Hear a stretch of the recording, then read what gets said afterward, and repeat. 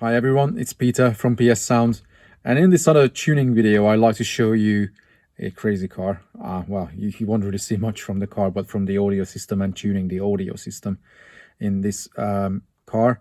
The owner found me through Instagram, social media, great, it works fine. And actually, no, someone recommended me, a garage recommended me to him. He didn't have, a crazy system like some of the builds I do or what audiophiles dream of. He just wanted something simple that sounds nice with just a bit of bass.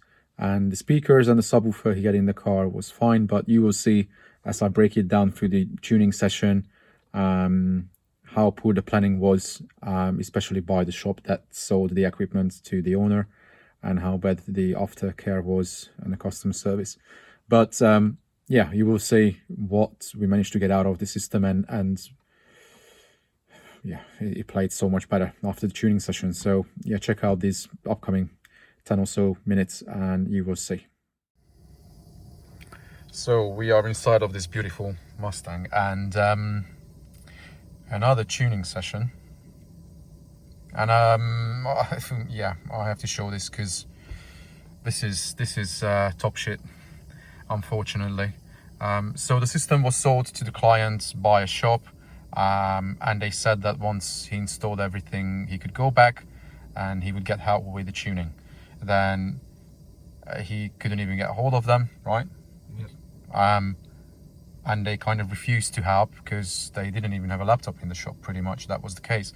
And now I just opened the Bit One running the system. It's a JL 2A passive front end with coax at the back, running passive, and a 10-inch slimline JL sub running off a JL 5-channel amplifier with the Bit One. So I opened the DSP and I had to realize that this is probably a second-hand DSP because the owner didn't have a chance to connect to it or do anything with it.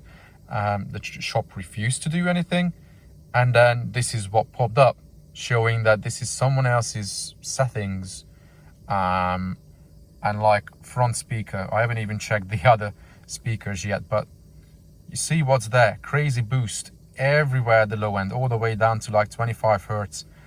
And it's magical that the front speakers actually didn't die. Other side the same because it was linked. Rear coax is flat, and then what's on the sub is flat, but the front is EQ'd to death, and in a very, very bad way. We also have quite a high system noise, as you can hear, and it's even worse when the car starts to talk to you, give you notification noises and whatnot. So we have to sort that one out as well. Hopefully we can. But this is crazy.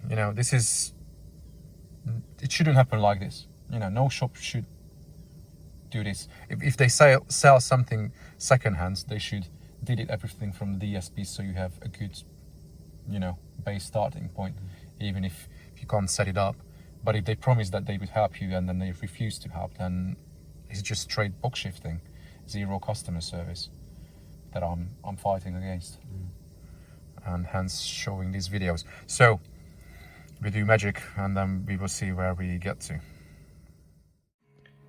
Okie doke. So yeah, we had a bit of a fun figuring certain things out, like the head unit does different EQ adjustments based on the, what is it called, the auto speed, what was it? How do I go back that way? Down. Where did we see that? Oh yeah, that.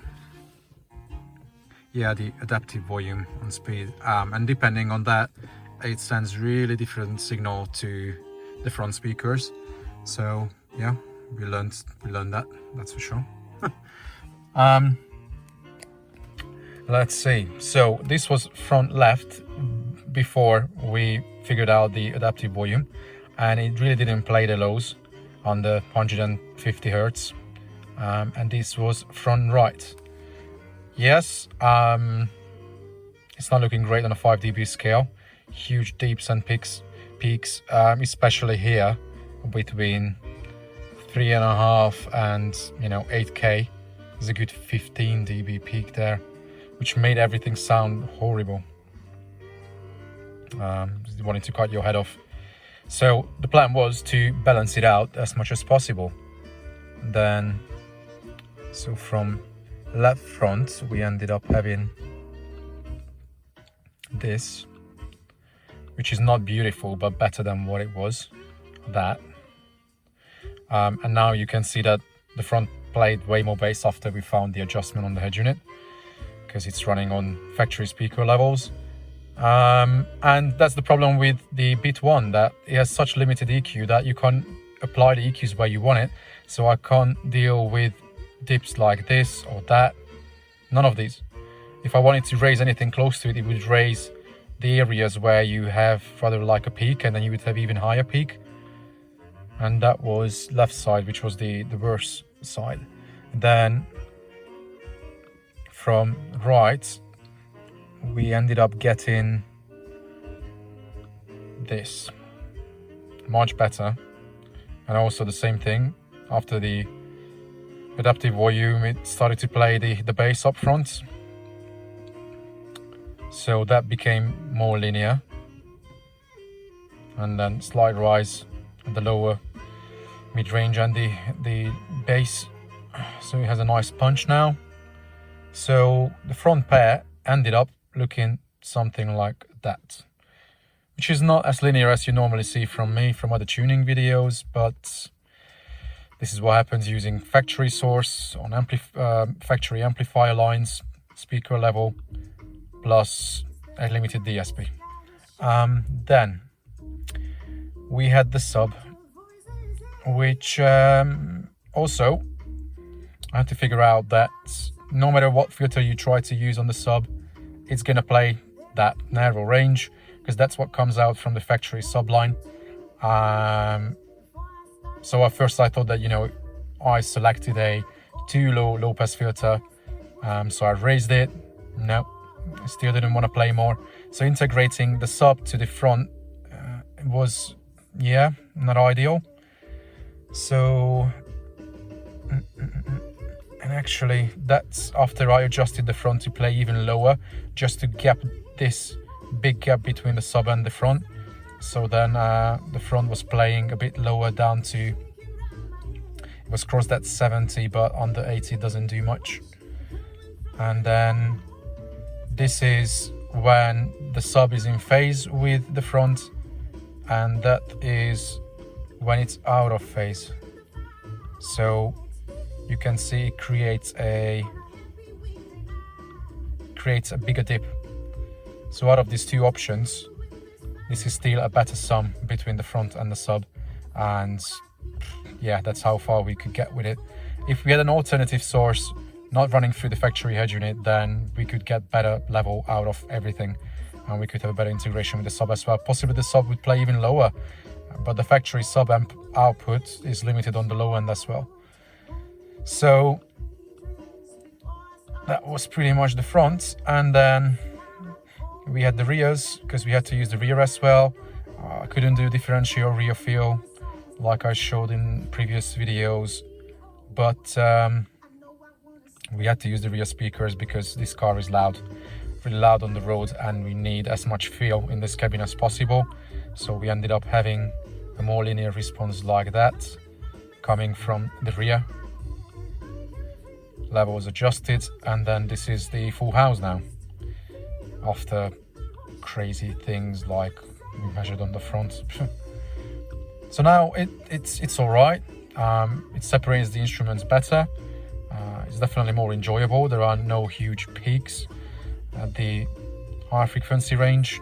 There are still dips and then integration issue, as I showed earlier.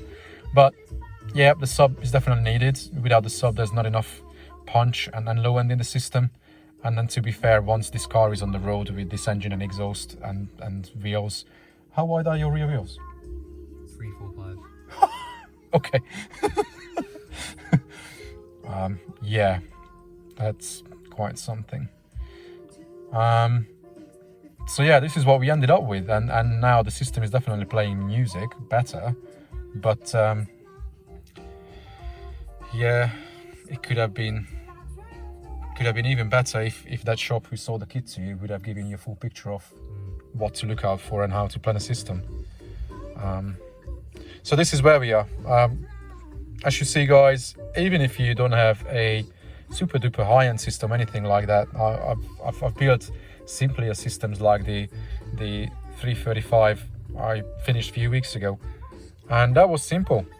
And that little thing with a single amplifier with built-in DSP, tiny little box, was playing music better than this, where it's not your fault. Not the owner's fault who's sitting with me. It's the shop's fault who didn't explain every single option for him.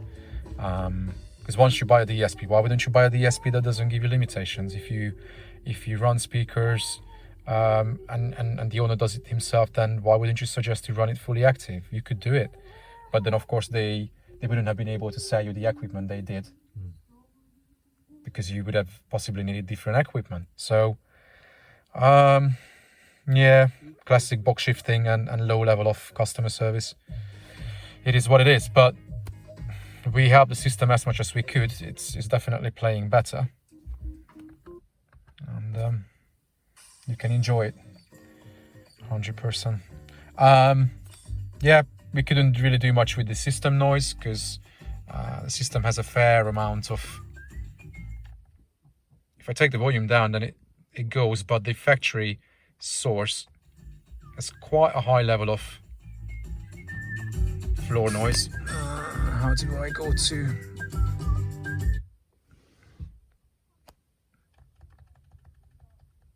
It doesn't increase the noise this way, but when it's playing, it definitely has a high floor noise, which wouldn't be there if you had an alternative source, because the amplifier doesn't have noise. The DSP doesn't throw a high level of noise. It's amplifying whatever that comes out of the factory head unit. So it's a limitation. We know it now, and it's good that, you know, I offer to owners to see the whole progress. Then they can see how we get to this point, what's needed to be done on the DSP side to make a system sound good. I had to jump in and out a few times, go to the back, check the amplifier. We had to check the speaker level inputs, set up everything properly.